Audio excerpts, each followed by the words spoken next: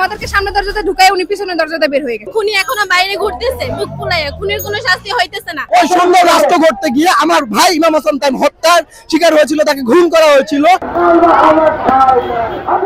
বৈষম্য বিরোধী ছাত্র আন্দোলনের শহীদ ইমাম হাসান তাইম সহ সকল শহীদদের হত্যার বিচার ও আসামিদের দ্রুত গ্রেফতারের দাবিতে মানববন্ধন করেছেন বিভিন্ন স্কুল ও কলেজের শিক্ষার্থীরা।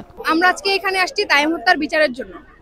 তাইম হত্যার যখন তাইমকে মারা হয় তখনই মূলত ওনার ফ্যামিলিরা যাত্রাবাড়ি থানায় মনে হয় মামলা করছে।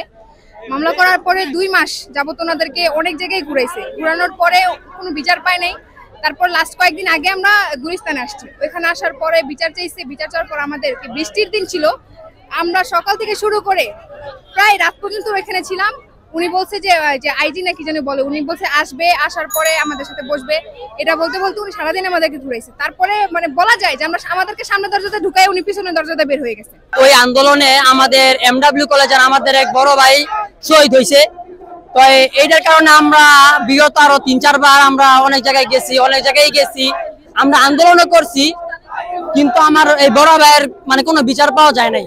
মঙ্গলবার দুপুরে রাজধানীর গুলিস্তানের 0 পয়েন্টে অবস্থান নেয় শিক্ষার্থীরা।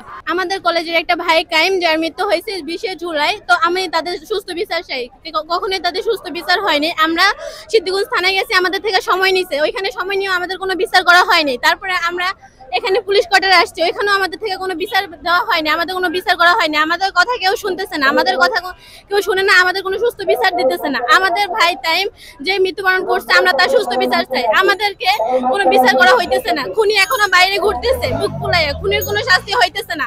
এ সময় তারা বলছেন, বৈষম্য বিরোধী আন্দোলনে তাইম মারা যায়, তাইম হত্যাকারীদের বিচার চাই। রাষ্ট্র করা ওই সুন্দর রাষ্ট্র করতে গিয়ে আমার ভাই ইমাম হাসান তাইম হত্যার শিকার হয়েছিল, তাকে খুন করা হয়েছিল।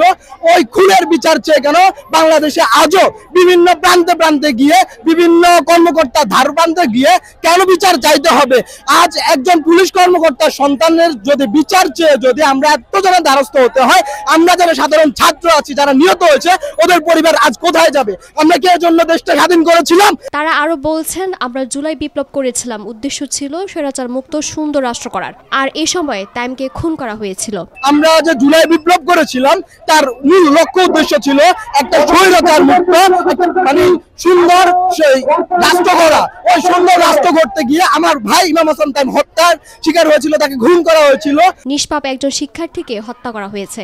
এই হত্যার বিচারের দাবিতে যার কাছে যাওয়া হচ্ছে, কোনো পাত্তা দেওয়া হচ্ছে না বলে জানিয়েছেন শিক্ষার্থীরা। তাইমের পরিবার বিভিন্ন কর্মকর্তাদের, সরকারি কর্মকর্তাদের দ্বারস্থ হয়, এসি, এসপি, ডিআইজি, তারপরে ডিবি কমিশনার, সকলের কাছে যায়। ও সকলের কাছ থেকে যাওয়ার পরে আমাদেরকে কোনোভাবে আশ্বস্ত করা হয় না। সর্বশেষ আমরা ডিআইজি কার্যালয়ে যাই, ওনাদের সাথে কথা বলি, তারপর পুলিশ সুপার অনেকের সাথে আলোচনা করি যে আসামিদেরকে গ্রেফতার করার জন্য, কিন্তু এখন পর্যন্ত আসামিদেরকে ইমাম হাসান তাইম হত্যার বিচার চেয়ে যে আমরা আন্দোলন করছি, ওই মামলাতে এখন পর্যন্ত কাউকে গ্রেফতার করা হয় নাই।